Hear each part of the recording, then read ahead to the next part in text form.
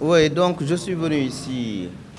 en ma qualité de ministre des collectivités territoriales, développement et de l'aménagement des territoires au niveau de la commune de Yoff pour constater de visu des initiatives qui sont prises dans le cadre de la lutte contre la pandémie du coronavirus Covid-19. J'ai pu constater que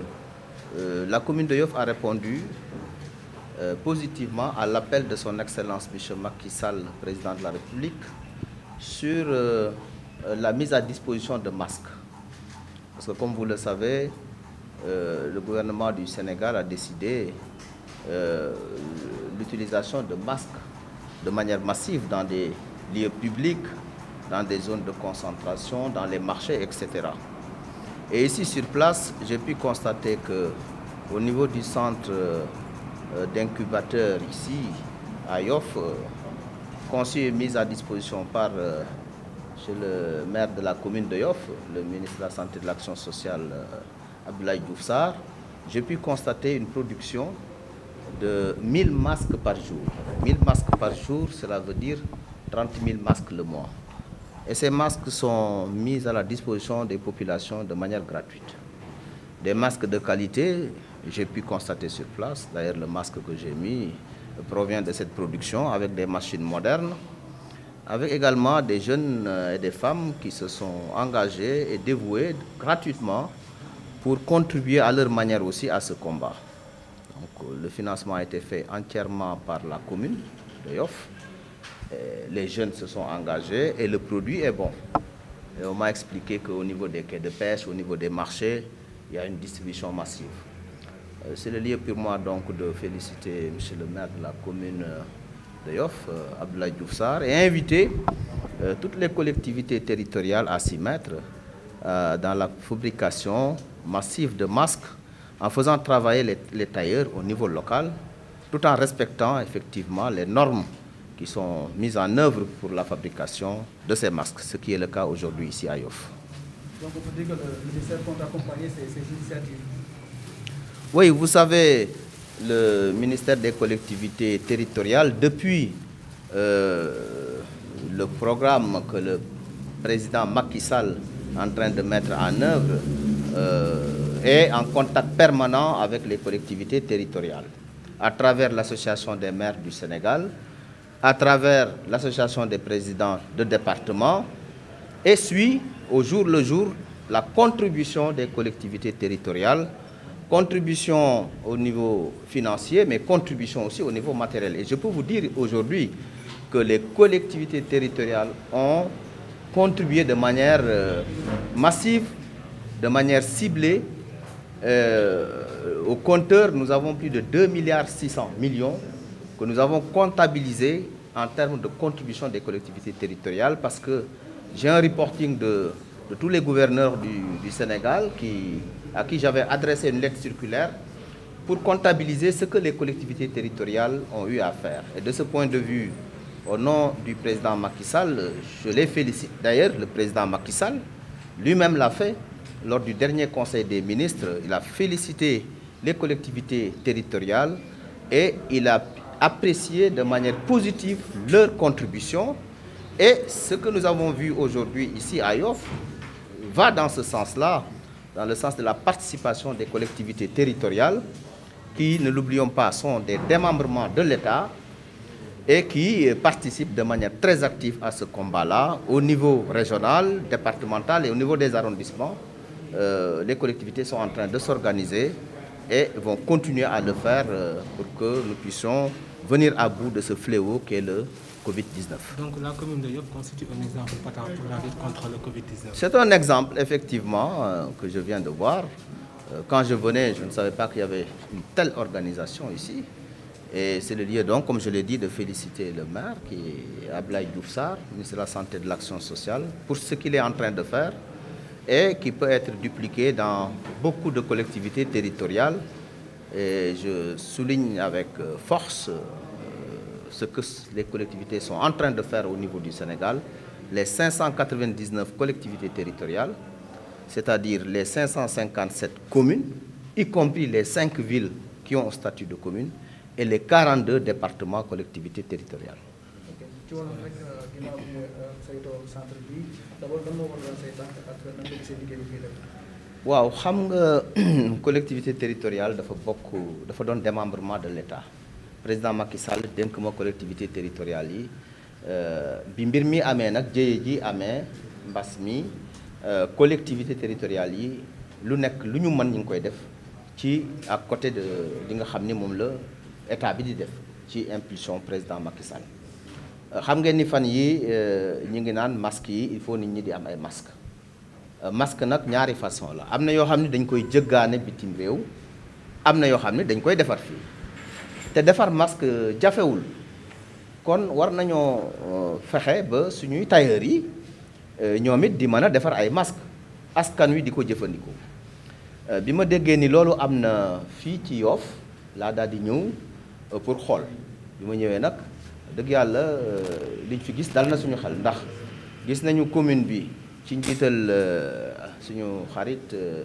le ministre de la santé et de l'action sociale Abdoulaye Diouf Sarr nga xam ni mooy maire Yoff initiative yi mu jël maanaam équipé gratuitement fii nga xam ni moom la ñu nekk ay machines yu takku ñoo fi nekk des machines modernes wut matériel bi nga xamante ni moom la mbir mi soxla teg ko ci ay loxo ñoo xam ne ay volontaires lañu parce que mën nañ leen jàppee noonu ay volontaires ay xale ak ay jigéen ay xale yu góor ak xale yu jigéen yu xarañ ci ñaw ñu former leen pour que ñu mën a defar ay masques loolu ñuy defar masque nag dañ ko teg ci charte ak normes yi nga xam ni mooy les normes de fabrication maanaam ci charte yi ñu war a tënku pour defar masque bu baax gis ngeen masque bi ma takk man fii laa ko jëlee léegi mu doon masque bu baax boo xam ni tissu lañ ko defaree te avantage bi mooy boo ko takkee man nga bu ngoonee nga fóot ko mu wow nga paase ko solaat ko loolu nag dafa doon une réponse positive boo xam ni président Macky Sall moo ko lancé population Sénégal yëpp ni leen kat mbir mi mbiru ñëpp la du mbiru man président Macky Sall rek du mbiru sama gouvernement mais mbiru askan wi la ku nekk loo man pour indi sa wàll ci xeex bi def ko rawatina nag gox-goxaan yi nga xam ni ñoom dañoo doon pàcc ci état nga xam ni ci seen budget mën nañ ciy jël di participer ci combat bi budget boobu nag bi mbir mi commencé ba léegi gis nañu ni collectivité territoriale yu bëree ci Sénégal ñu ngi def seen këmtalaay kattan man bi ma ko xaymaa tey jii mën nañu lu ëpp ñaari milliards ak juróom benn téeméeri millions collectivités yi dugal nañ ko ci te pareeguñu loolu nag dañ ko def pour répondre maanaam tontu favorablement appel bi président Macky Sall def ci wàllu gel hydroalcoolique ci wàllu masque ci wàllu saabu ci wàllu xeet bu ne daal boo xam ni war nañ ko mën a soxla ci xeex bi def nañ ko masque yi nag dafa doon loo xam ni lu ñu soxla ci jamono yi ñuy wax ndax gis ngeen ni gouvernement bi jël na ay matuwaayam pour que wax ni bërëbu dajewaay yu ne dañu war a sol masque gis ngeen fii ñu nekk nii ñi fi nekk ñëpp ñu ngi ak seen masque kon loolu bu amee maire yi bu jël initiative def ko du ñu def lu dul gërëm ko sant ko kon ci turu président Macky Sall ñu ngi gërëm bu baax le maire de la commune de Yoff Abdoulaye Diouf Sarr di wax nag ni lii am fii xam naa sax ñàkkul am na yeneen maire yi ko am mais ñu ngi leen ciy ñaax ñu continuer di ko def di jàppale askan wi ci wàllu masque mais nag na doon masque yoo xam ne yu baax la yoo xam ne dafa dëppoo ak norme yi nga xam ni moom la ñu génne su ko defee bu ñu continuer ak effort yooyu nga xam ni ci ndigalal président Macky Sall personnel santé bi yëpp ñu ngi koy def bu boobaa incha allah dinañu mën a xeex ba nga xam ni ñooy am ndam ci Covid 19 bi. fay naa la maa ngi tudd Julie Diène responsable centre incubateur Jaraaf Issa Mbengue. waaw xanaa am mbégte ak contentement rek parce que comme ni ñu wax rek ñun ba ñuy commencé lii di ko débuté xalaatuñu woon ne dina agsi fii donc def lu baax rek moo am solo te yaakaar naa ne nit du def lu baax ba lu bon fekk ko si tey nag. comme ni nga ko waxee ñu ngi fii ak ay jeunes yu bëri yoo xam te ne ñu ngi ci centre bi di liggéey donc loolu dañuy sant yàlla rek di wax alhamdulilah bu baax. waa di wax rek di inciter tailleur yi waaw ñaw masque yomb na torop yomb na te neex na te masque yi nga xam te ne ni dañ koy utiliser ñun ñi defar fii médecins yi ñëw nañ ko xool saytu ko xool qualité bi ak nañ koy defaree te xam ne lii masque yu baax la donc ñun dinañ utiliser tuuti coton mais en même temps dinañ utiliser benn renfort bi nga xam ne dañ naan renfort chemise utiliser élastique. donc tey bi ñu nekkee ci biir centre bi nii di liggéey bu lépp lu ñuy liggéey da nga koy teg ci norme bi. Gis nga machine yi bu si nekk di nga am gel alcoolique boo xam te ne boo ñëwee balaa ngay laal daga di nga désinfecté say loxo ba mu baax takka sa masque loolu commencé ñaw te ñaw bi aussi bu ñu commencé ñaw dañ koy ñawee ñaw boo xam te ne ñaw bu set lay doon nga xam ne boo ko takkee du la déranger te bu ñu paree si ñaw bi dañ koy yéegal si kaw bu ñu ko yéegalee si kaw dinañ pulvériser ak des produits antiseptiques masque bi ba mu pulvériser wu daal di teg 5 minutes passé ko à la vapeur. Masque bu nekk dinañ ko def ci emballage donc ñun ñaanuñu yàlla di defar masque yoo xam ne danga koy defar ba pare après faju di la ci fekk ji. waaw parce que ñun ñëpp yaakaar naa ne benn lañ te le respect comme on le dit est réciproque donc bu ma leen respecté ñoom itam delloo nañ ma ko ba mu mat wax dëgg yàlla ñu ngi liggéey ci endroit boo xam te ne ñun ñëpp joxante nañ cër ki fi gën a tuuti ba ki ci gën a mag ku nekk jox na sa morom cër donc di leen remercier aussi di leen féliciter parce que liggéey comme ni ma koy waxee as noonu laa ko sonalee liggéey ak man yombul dinaa la fekk ngay liggéey ba ne la li nga def nii baaxul te ku ci nekk dañ lay comprendre voilà cas communautaire yi bari nañ loolu moo tax ñu yokk suñu production biñ ci waxtaanee acteurs yi ñoom tamit ñu kontaan ci lool suñu production mooy 1000 masques par jour suñu quantité de production c'est 1000 masques par jour 1000 masques yooyu dem nañ marché dem yóbbu fa une production de 1520 masques yoo xam ne dañ ko distribuer au niveau du marché ak alentour marché bi dem nañ aussi au quai de pêche distribuer fa ay masques dinañ dem ci garage Tata yi garage taxi yi fépp foo xam te ne nii commerçant nga ak képp foo xam ne da ngay dem di ñëw parce que ñiy toog ci biir commune bi rek mënuñu fay indi cas communautaire donc forcément il faut ñu dem sensibiliser leen ñoom ñi nga xam te ne ñooy jóge à un point A dem ci un point B voilà. donc comme tey ay xale lañ te ñoom ñëpp ay jeunes lañ dara lu développement communautaire développement seen commune ñoru leen loolu rek moo leen ñor donc ñoom ci loolu la ñu nekk di ci dox donc ñu ngi leen di ñaan nag à ce que ñu gën leen jàppale gën leen appuyer ba nga xam te ne ni ñoom tey li nga xam te ne ni moom la ñuy def dinañ ci gis seen bopp bu baax a baax a baax. donc un slogan un masque boobu noonu dañu toog benn jour ñu def ay publication dugal Facebook ma ne une personne un masque Seynabou Laye chargé de com ministre mu ne un Yofa un masque ma ne ko ba léegi benn lañ ci lañu lancé slogan un masque ma yokk ci tamit xam nga rek. comme ni ñu koy waxee rek l'appétit vient en mangeant ñun bi ñu nekkee di liggéey suñu ay masque ci lañ xalaat ne waa pourquoi pas ñun ay masque xale rek masque mag rek la ñuy defar pourquoi pas ñu boole ci xale yi te xale yi kenn mënu leen téye ci biir kër yi ci dañuy jël initiative ñun tamit bu ñu daggee masque mag buñ fa ñu daggee masque mag dagg nañ fa masque xale pour defaral leen. donc mbokk Yoff dañ leen di wax rek ñu gën a respecter mesures yi nga xam te ne nii moom la suñu personnel de santé yi digle nañu ko appuyer bu baax a baax ñuy takk masque di désinfecté wu di raxasu fépp fu ñu mënti toll loolu rek moo fi indi cas communautaire donc war nañ ci jàppale nit ñi ñun aussi dañoo bàyyi suñu lépp concentré wu ñëw fii ci centre bi di leen defaral ay masque donc ñu ngi leen di ñaax gën leen ñaax ñu gën a dëgër